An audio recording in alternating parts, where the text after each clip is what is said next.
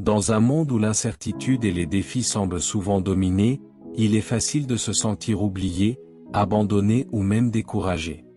Nous vivons des moments où nos prières semblent rester sans réponse, où nos espoirs sont retardés, et où nos rêves paraissent inaccessibles. Mais aujourd'hui, je vous apporte un message puissant et transformateur: Dieu n'échoue jamais, et votre réponse arrive aujourd'hui.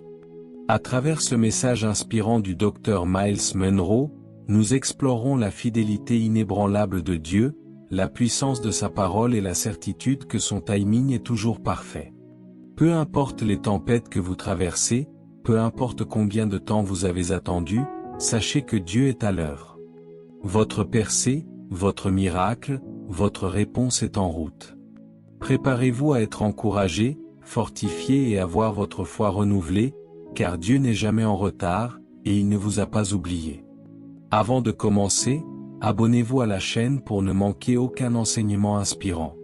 Mesdames et messieurs, je ne sais pas quelle bataille vous avez menée, mais je suis venu ici avec un mot pour vous. Votre réponse arrive aujourd'hui. Ce n'est pas juste un autre message. C'est une interruption divine pour vous rappeler que le Dieu qui a créé les cieux et la terre n'a jamais échoué et qu'il ne commencera pas maintenant. Certains d'entre vous ont attendu, prié et pleuré, se demandant si Dieu vous avait oublié. Vous avez demandé au Seigneur: quand ma percée viendra-t-elle? Je suis venu vous annoncer que Dieu n'est pas en retard, il est juste à l'heure. Le problème n'est pas de savoir si Dieu peut répondre, le problème est de savoir si vous tiendrez assez longtemps pour voir cette réponse se produire. Trop de gens abandonnent juste avant la percée, alors que le miracle est à la porte. Mais aujourd'hui, je vous mets au défi de ne pas abandonner, de rester dans la foi. Dieu n'échoue jamais. La Bible dit que Dieu n'est pas un homme pour mentir, Nombre 23h19. S'il l'a dit, il le fera, s'il l'a promis, il l'accomplira. Mais voici la clé, vous devez lui faire confiance. Même lorsque vous ne voyez rien se produire, il y a des moments où la réponse semble retardée. Vous avez prié, vous avez jeûné, et rien n'a changé. Mais écoutez-moi, juste parce que vous ne voyez pas de mouvement ne signifie pas que Dieu ne bouge pas. Parfois, les plus grands miracles se produisent dans le royaume invisible avant de se manifester dans le monde physique. Aujourd'hui, je veux que vous changiez votre état d'esprit. Arrêtez de regarder le problème et commencez à regarder la promesse. Si Dieu a dit qu'il ouvrirait une voie, croyez-le. S'il a dit qu'il restaurerait, attendez-vous à cela. S'il a dit qu'il pourvoirait, recevez-le.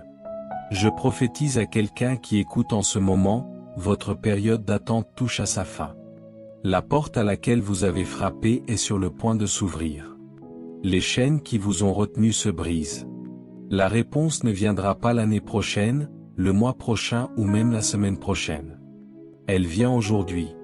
Mais voici le piège: vous devez vous accrocher, persévérer et refuser de douter. Dieu n'échoue jamais, et aujourd'hui, vous verrez sa fidélité comme jamais auparavant. La fidélité de Dieu est inébranlable. Elle ne vacille pas en fonction des circonstances, des émotions ou des limites humaines. Ce qu'il a dit au cours de votre vie est aussi certain que le lever du soleil.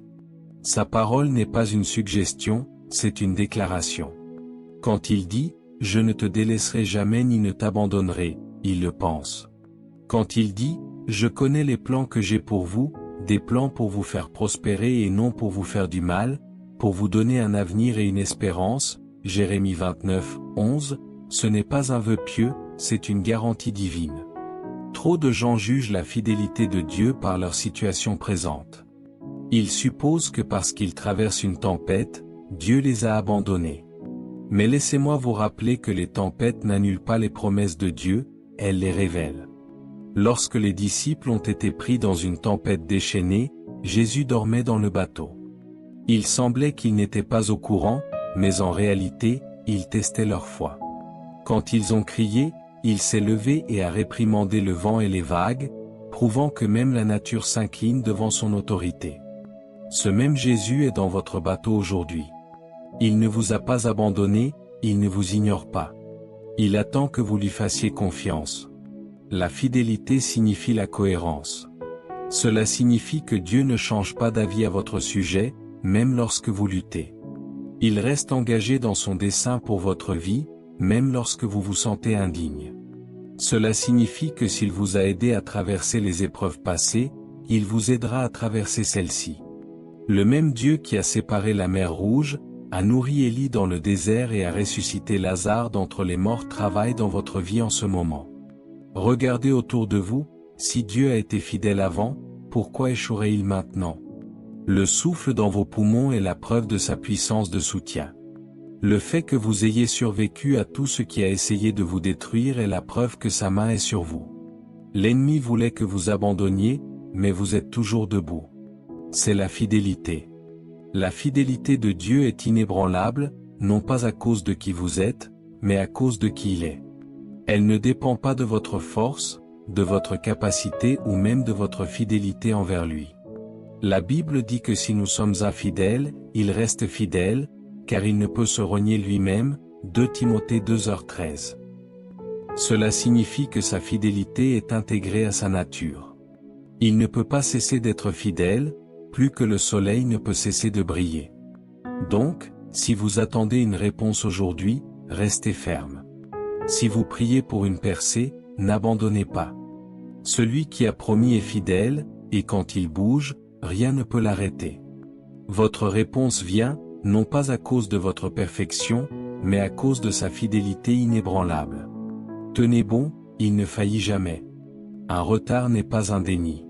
Juste parce que vous n'avez pas encore vu la réponse ne veut pas dire que Dieu a dit non. Beaucoup de gens abandonnent trop tôt, en pensant que le silence signifie le rejet. Mais la vérité est que les retards de Dieu sont souvent sa façon de vous préparer à quelque chose de plus grand que ce que vous avez demandé à l'origine. Son timing n'est pas mesuré par des horloges humaines, mais par le dessein divin. Il voit ce que vous ne pouvez pas voir, et il sait ce pourquoi vous n'êtes pas encore prêt. Pensez à Joseph, Dieu lui a donné un rêve de grandeur, mais au lieu d'une promotion immédiate, il s'est retrouvé dans une fosse, puis comme esclave, et finalement en prison. De l'extérieur, il semblait que son rêve était nié, mais en réalité, il n'était que retardé. Pourquoi?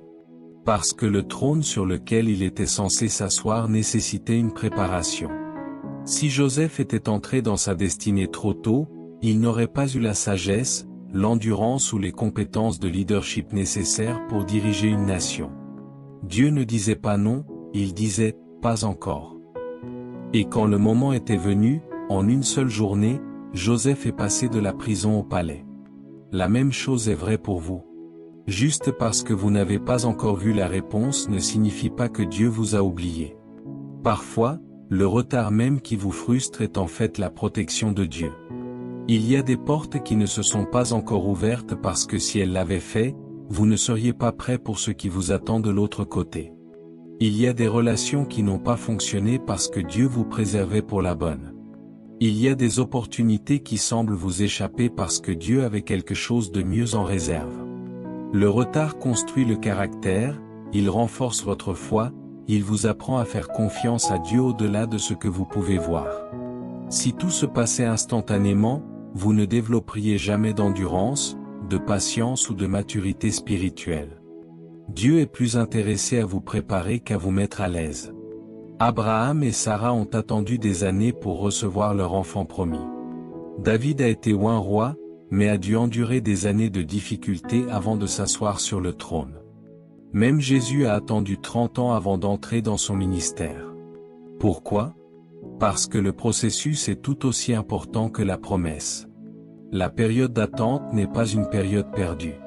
Si Dieu n'a pas encore répondu, cela signifie que le meilleur est encore en route. Ne laissez pas l'impatience vous pousser au doute.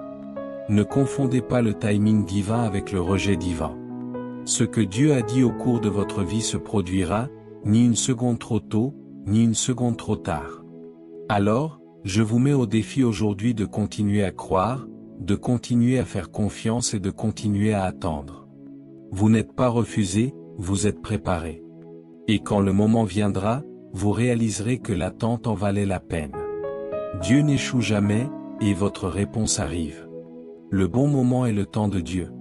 L'une des plus grandes luttes auxquelles nous sommes confrontés dans la vie est de vouloir que les choses se produisent selon notre propre calendrier. Nous prions, nous croyons et nous attendons, mais quand les choses n'arrivent pas aussi vite que nous le souhaitons, nous commençons à questionner Dieu. Mais écoutez-moi aujourd'hui, Dieu n'est jamais en retard, il est toujours à l'heure. Dieu opère selon un calendrier divin et non humain. La Bible dit dans Ecclésiaste 3h11, « Il a fait toutes choses belles en son temps ».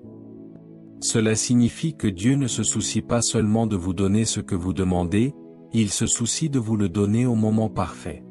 La bonne chose au mauvais moment peut devenir un fardeau au lieu d'une bénédiction. Pensez à l'histoire de Lazare. Ses sœurs, Marie et Marthe, ont envoyé un message à Jésus, disant « Seigneur, celui que tu aimes est malade », Jean 11h03. Elles s'attendaient à ce que Jésus vienne immédiatement et le guérisse. Mais au lieu de se précipiter à leur aide, Jésus a retardé son arrivée. Lazare était mort depuis 4 jours. Il semblait que Jésus était venu trop tard, mais ce qu'elle ne réalisait pas, c'est que Jésus ne prévoyait pas seulement de guérir Lazare, il prévoyait de le ressusciter. Ce qu'elle pensait être un retard était en réalité une stratégie divine. Si Jésus était arrivé plus tôt, elle n'aurait vu qu'une guérison. Mais en venant au moment fixé, il a accompli une résurrection. Certaines des choses que vous pensez être retardées dans votre vie sont en fait positionnées pour une plus grande manifestation de la puissance de Dieu. Nous nous précipitons souvent devant Dieu en pensant que nous connaissons le bon moment, mais Dieu voit ce que nous ne voyons pas. Il sait ce qui vous attend demain, le mois prochain, et même dans des années. C'est pourquoi il ferme parfois des portes que vous voulez désespérément franchir, parce qu'il voit les problèmes à venir. C'est pourquoi il vous fait parfois attendre plus longtemps que prévu, parce qu'il prépare quelque chose de bien plus grand que ce que vous imaginez. Si vous essayez de forcer quelque chose avant qu'il ne soit temps, vous risquez de détruire ce que Dieu avait l'intention de vous bénir. Imaginez un agriculteur déterrant sa récolte avant qu'elle ne soit complètement développée, il ruinerait la récolte. Beaucoup de gens font cela dans la vie. Ils entrent dans des relations avant d'être prêts, prennent des raccourcis dans leur carrière, ou essaient de faire avancer les choses par leur propre force au lieu d'attendre Dieu. En conséquence, ils finissent par être frustrés, épuisés et déçus. Mais écoutez ceci aujourd'hui, si cela n'est pas encore arrivé, c'est parce que le moment n'est pas venu. Quand le moment fixé arrive, aucune force en enfer ne peut arrêter ce que Dieu a pour vous. Dieu n'échoue jamais, et il n'est jamais en retard. Alors, arrêtez de vous inquiéter, arrêtez de douter et commencez à faire confiance. La réponse arrive, et elle arrivera juste à temps. Votre foi est mise à l'épreuve pour un plus grand témoignage. Chaque retard, chaque défi et chaque moment d'incertitude ne sont pas destinés à vous détruire, ils sont destinés à vous fortifier. Dieu ne répond pas seulement à vos prières, il construit votre foi avant d'apporter la percée. Il veut développer le caractère nécessaire pour la soutenir. Regardez la vie de Job. C'était un homme intègre, béni au-delà de toute mesure, mais en un seul instant, il a tout perdu, sa richesse, sa santé et même ses enfants. Ses amis ont douté de lui, sa femme lui a dit de maudire Dieu, et son corps était couvert de plaies douloureuses. Pourtant, malgré tout cela, Job a gardé sa foi. Il a dit, même s'il me tuait, j'aurais confiance en lui. Et parce qu'il refusait de lâcher Dieu, ses derniers jours étaient plus grands que les premiers. Dieu a rétabli tout au double pour sa détresse. Peut-être êtes-vous dans une saison où votre foi est mise à rude épreuve. Vous avez prié, cru et attendu, mais au lieu de s'améliorer, les choses semblent empirer. Ne perdez pas courage. Le test de votre foi est la preuve que Dieu prépare un témoignage. Jacques 1h3 dit que le test de votre foi produit la persévérance. Dieu ne teste pas votre foi pour vous affaiblir, il la teste pour vous rendre inébranlable. Pensez à un orfèvre qui raffine l'or. L'or est placé dans un feu intense, non pas pour le détruire, mais pour le purifier. Le feu enlève toute impureté afin que seule la forme la plus pure reste. Vos épreuves font la même chose, elles vous raffinent, vous purifient du doute, de la peur et de la faiblesse, afin que votre foi en ressorte plus forte qu'avant. Certains des plus grands miracles de la Bible sont survenus après des saisons de tests intenses. Avant que Daniel ne connaisse la délivrance, il a dû passer une nuit dans la fosse aux lions. Avant que les 3 jeunes Hébreux ne voient la puissance de Dieu, ils ont dû traverser le feu. Avant que Jésus ne puisse ressusciter dans la victoire, il a dû endurer la croix. Votre épreuve n'est pas la fin de l'histoire, c'est la préparation de votre témoignage. C'est pourquoi vous ne devez pas abandonner. C'est pourquoi vous ne devez pas douter. Chaque grand homme et femme de foi a dû traverser le feu avant de pouvoir se tenir dans la plénitude de sa promesse. Votre réponse arrive, mais vous devez endurer l'épreuve. Alors, je vous dis aujourd'hui, tenez bon. Ne laissez pas les épreuves temporaires vous faire douter d'un Dieu éternel. Il ne vous a pas laissé tomber avant, et il ne vous laissera pas tomber maintenant. Si vous continuez à croire, si vous continuez à avoir confiance, vous regarderez bientôt en arrière cette saison et réaliserez que tout cela faisait partie du plan de Dieu pour vous rendre plus fort, plus sage et plus préparé pour la bénédiction à venir. Dieu n'échoue jamais, et votre témoignage arrive. Le silence de Dieu n'est pas son absence. L'une des choses les plus difficiles à supporter dans la vie est le sentiment que Dieu ne répond pas. Vous priez, mais il n'y a pas de réponse. Vous cherchez, mais il n'y a pas de percée immédiate. On a l'impression que le paradis est silencieux, et le doute commence à s'insinuer dans votre cœur. Mais laissez-moi vous dire aujourd'hui, le silence de Dieu n'est jamais un signe qu'il vous a abandonné. C'est un signe qu'il travaille dans les coulisses. Pensez à Jésus sur la croix. Dans son moment le plus douloureux, il a crié, « Mon Dieu, pourquoi m'as-tu abandonné ?» Matthieu 27, 46. Il semblait que Dieu était silencieux, mais en réalité, Dieu accomplissait son plus grand plan, racheter le monde par le sacrifice du Christ. Parfois, quand il semble que Dieu ne parle pas, c'est parce qu'il agit déjà en votre faveur. Pensez à l'histoire d'Esther. Lorsque vous lisez le livre d'Esther, vous remarquerez quelque chose d'intéressant. Le nom de Dieu n'est jamais mentionné, mais sa présence est visible dans chaque partie de l'histoire, de l'ascension d'Esther à la royauté jusqu'à la chute de Haman. Dieu orchestrait tout dans les coulisses. Son silence ne signifiait pas qu'il était absent. Cela signifiait qu'il positionnait son peuple pour la victoire. Il en est de même dans votre vie. Lorsque vous n'entendez pas Dieu, ayez confiance qu'il vous guide toujours. Quand il semble que vos prières restent sans réponse, sachez qu'il travaille d'une manière que vous ne pouvez pas voir. Dieu n'est jamais inactif, il est stratégique. Ce qui ressemble à du silence est souvent une préparation.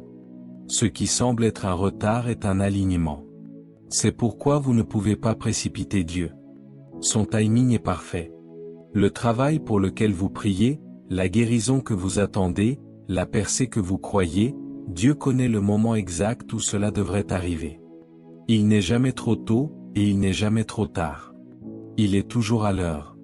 Alors, je vous mets au défi aujourd'hui d'attendre avec attente, et non avec frustration. Sachez que pendant que vous attendez, Dieu travaille. Il fait bouger les choses, aligne les opportunités et prépare des portes qu'aucun homme ne peut fermer. L'attente n'est pas vaine, c'est un positionnement divin. Et lorsque la réponse viendra enfin, vous regarderez en arrière et réaliserez que Dieu ne vous a jamais laissé tomber. Il était avec vous tout au long. Votre saison d'attente se transformera en une saison de réjouissance. Tenez bon, restez fidèles et faites confiance à son timing, car votre réponse arrive aujourd'hui. Alors que nous concluons ce message, rappelez-vous ceci, Dieu n'échoue jamais. Votre attente n'est pas vaine, votre combat n'est pas inutile, et votre foi n'est pas sans récompense. Ce que Dieu a promis, il l'accomplira. Ce qu'il a commencé en vous, il le mènera à bien. Peu importe les délais, les épreuves ou les silences apparents, Dieu travaille dans les coulisses pour vous préparer à quelque chose de bien plus grand que ce que vous pouvez imaginer. Aujourd'hui, je vous encourage à tenir ferme, à persévérer dans la foi et à faire confiance au timing divin. Votre réponse arrive, et elle arrivera au moment parfait. Ne lâchez pas prise, car votre percée est à portée de main. Dieu n'échoue jamais, et votre témoignage est sur le point d'éclater.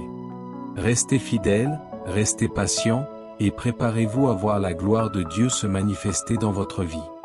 Votre réponse arrive aujourd'hui,